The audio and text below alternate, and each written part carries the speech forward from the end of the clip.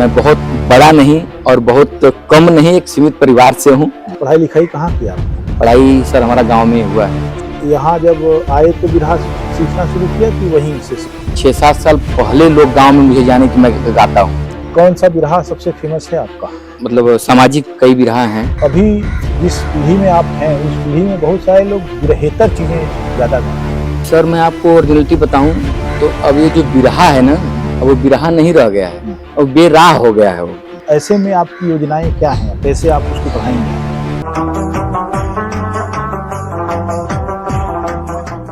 सांस्कृतिक क्षेत्र में काम करने वाले लोगों को संवादों से लगातार रूबरू होना चाहिए, बातें करनी चाहिए और बातें सुननी चाहिए, क्योंकि यही एक प्रक्रिया है जो उनको वास्तविकता की जमीन पर ले आती है और इसी प्रक्रिया में उनका बौद्धिक विकास होता है।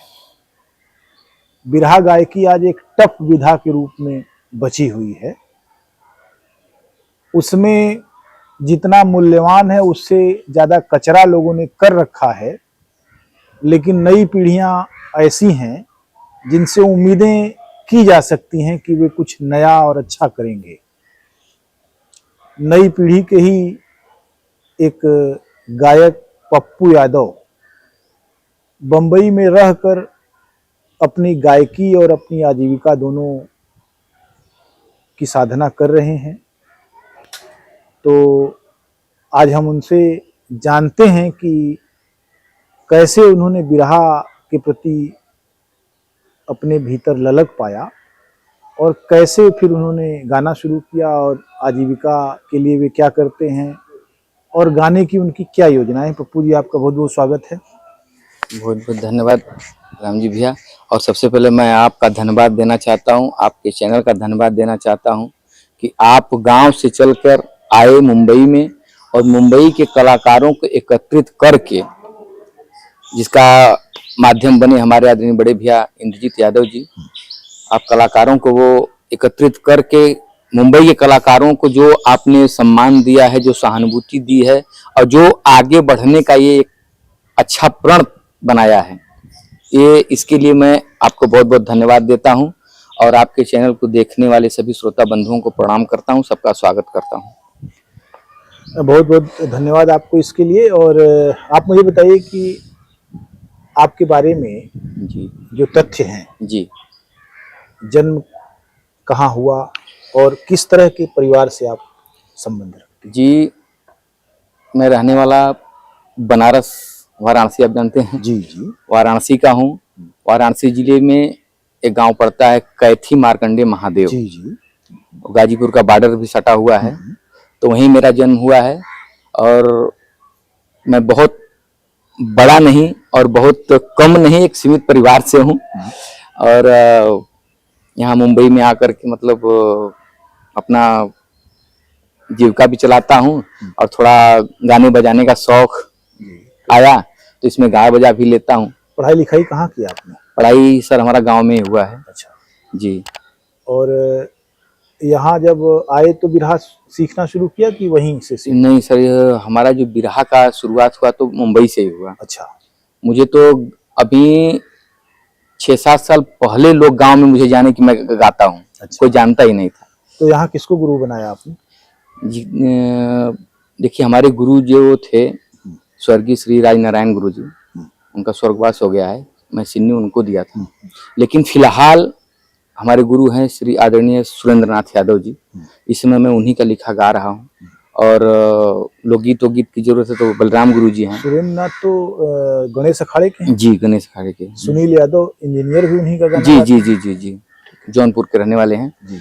और सुरेंद्र यादव गुरु जी महर्षि श्री राधे श्याम गुरु जी के शिष्य हैं और यहाँ मुंबई में अध्यापक भी हैं। अच्छा। तो इस समय मैं उन्हीं का गाना गा रहा हूँ। अच्छा जी।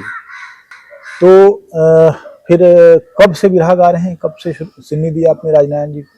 राजनारायण गुरु जी को सिन्नी दिए हुए भैया कम से कम हमको लगता है कि 8-10 साल हो गया होगा।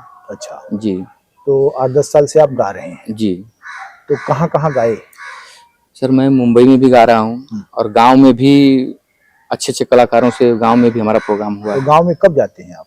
गांव में जैसे अभी अगले महीने में जाने वाले हैं हम लोग। अच्छा, अच्छा। लगन वगन में जाते हैं, वही सीजन ही पड़ता है। गांव में खेती बाड़ी का भी काम उसी समय रहता है, शादी ब्याह का भी, और उसी समय जाते हैं तो प्रोग्राम भी होता है। अच्छी बात है। तो कहाँ कहाँ गाए आप गांव के अलावा, उधर के इलाके में, बनारस के अलावा? जी बनारस में ये गाजीपुर में भी गाया हूँ, जौनपुर में भी गाया हूँ, बनारस में भी गाया हूँ, चंदौली में भी गाया हूँ, और अच्छे अच्छे कलाकारों के साथ गाया हूँ। कौन सा बिरहा सबसे फेमस है आपका? सर अब ऐसे तो मैं कुछ नहीं बता पाऊंगा, यूट्यूब पे बहुत सारा गाना है हमारा। नहीं, लेकिन आदमी अपनी कहानियों के बारे में अगर न बता पाए तो क्या लेखक हुआ, और नहीं जी, गायक अपने बिरहे के बारे में न बता नहीं पाए जरूर तो जी। क्या? बिरहा जो है सर, देखिए सुंदर यादव गुरु जी लिखे हैं एक बिरहा, 120 यादवों की शहादत रेजांगला की लड़ाई, वो हमारा जैसे फेमस गाना है। और मतलब सामाजिक कई बिरहा हैं, माँ बेटे का कहानी है, परिवार का कहानी है, ऐसी बहुत सारी बिरहाएं हैं।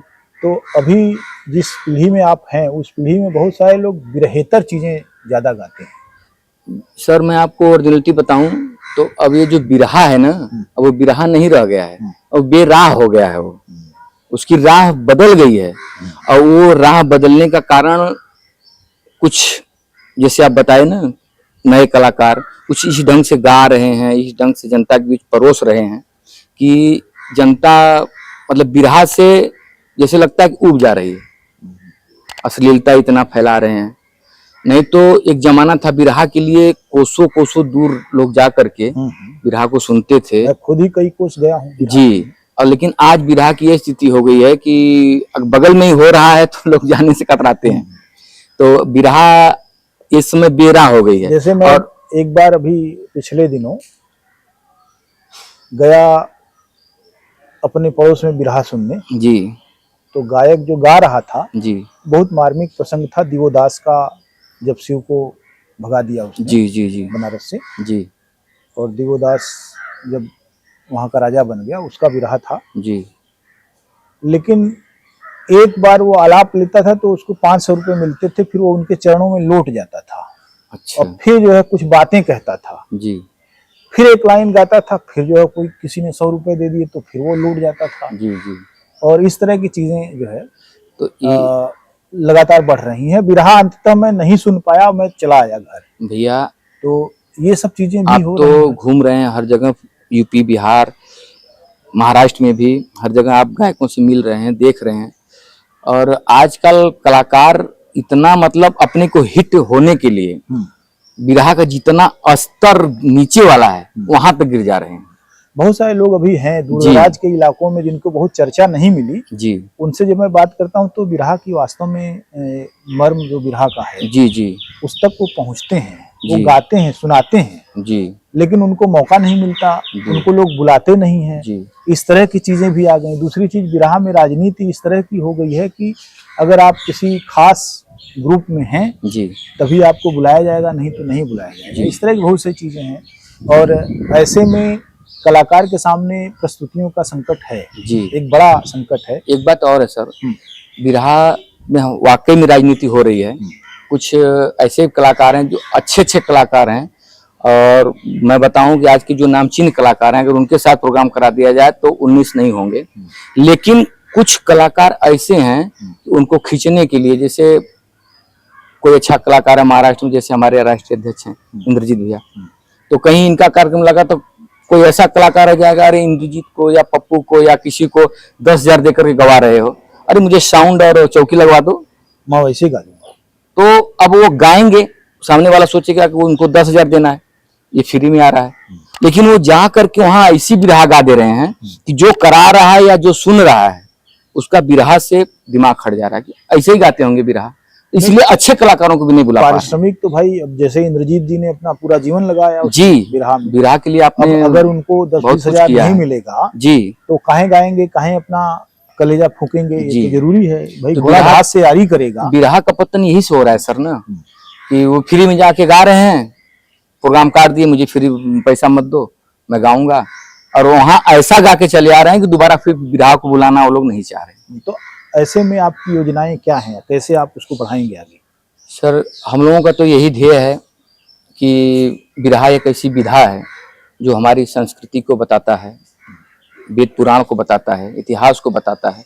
तो हम लोगों की यही चाह है कि आने वाला जनरेशन बिरहा सुने और हमारे इतिहास को, हमारे संस्कृति को, हमारे संस्कार को समझे। बिरहा एक आईना होता है समाज का, बिरहा एक समाज को आईना दिखाती है और इसे सबको सुनना चाहिए।